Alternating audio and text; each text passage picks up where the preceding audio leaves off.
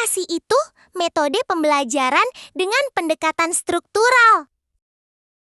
Metode pembelajaran dengan pendekatan struktural adalah metode pengajaran bahasa yang menekankan pada penguasaan aturan, tata bahasa fonologi, morfologi, sintaksis, dan pola kalimat secara sistematis. Pendekatan ini memandang bahasa sebagai seperangkat kaidah yang harus dipelajari selangkah demi selangkah.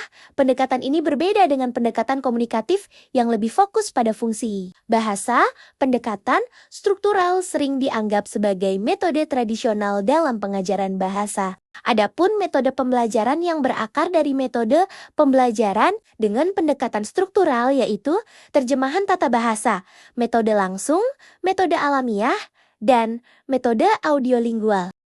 Metode tata bahasa terjemahan merupakan salah satu metode tradisional dalam pembelajaran bahasa Inggris sebagai bahasa asing yang berfokus pada penguasaan tata bahasa, hafalan kosakata, dan penerjemahan teks.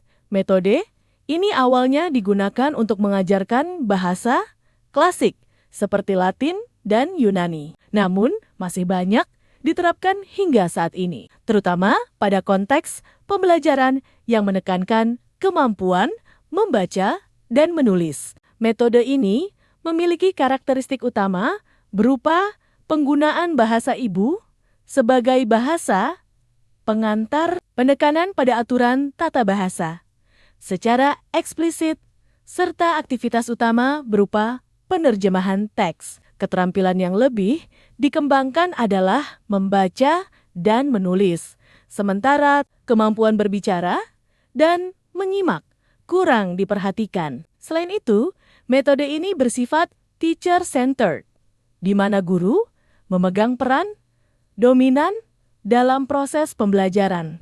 Menurut Larsen Freeman, metode ini bertujuan membantu siswa memahami bahasa melalui penerjemahan dan analisis teks, terutama sastra. Strategi yang digunakan meliputi menerjemahkan teks, menjawab pertanyaan bacaan, mempelajari sinonim-ontonim, menghafal kosakata, serta menulis komposisi. Oleh karena itu, dalam pembelajaran bahasa modern, metode ini disarankan untuk tidak digunakan secara tunggal.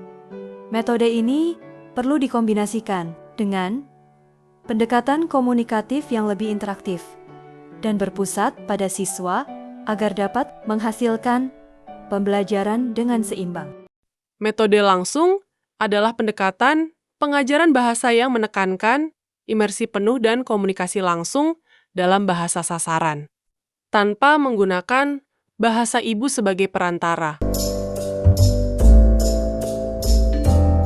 Prinsip dasarnya adalah meniru cara seorang anak mempelajari bahasa, pertamanya melalui pengalaman langsung, interaksi, dan pemaparan berulang terhadap bahasa tersebut dalam konteks kehidupan nyata.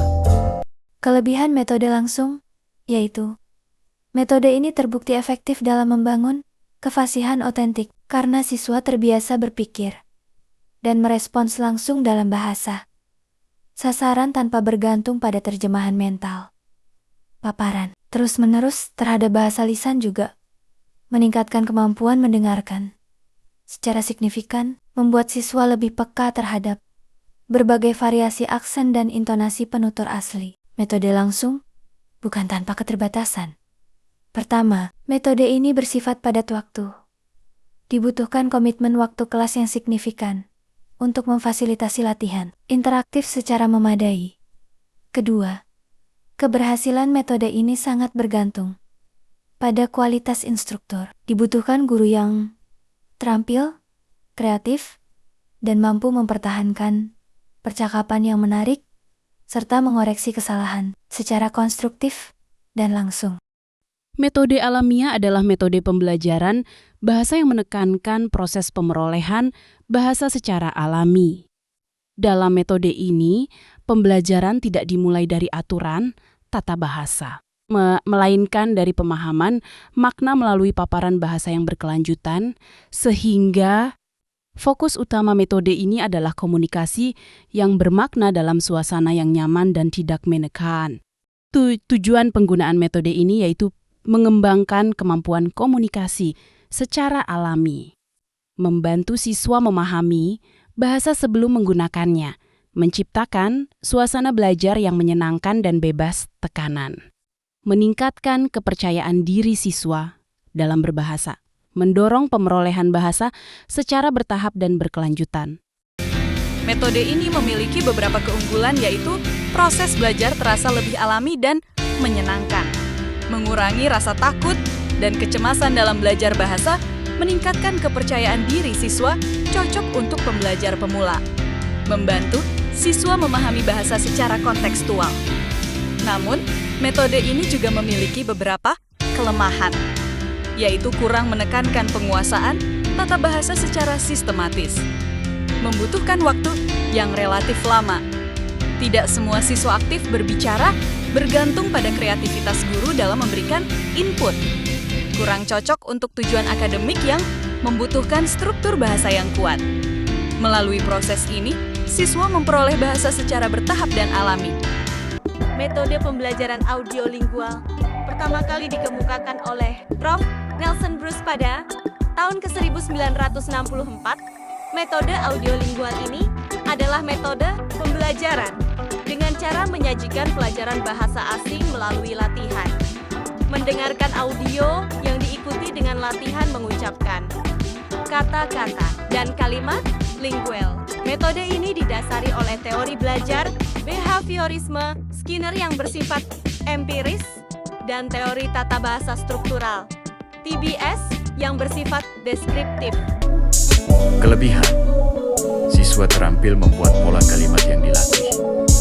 Siswa memiliki pelafalan pronunciatio ene yang baik dan benar.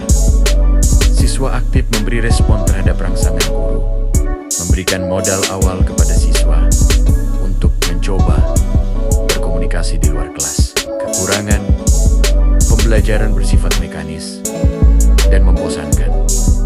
Kurang: mengembangkan kemampuan berpikir kreatif.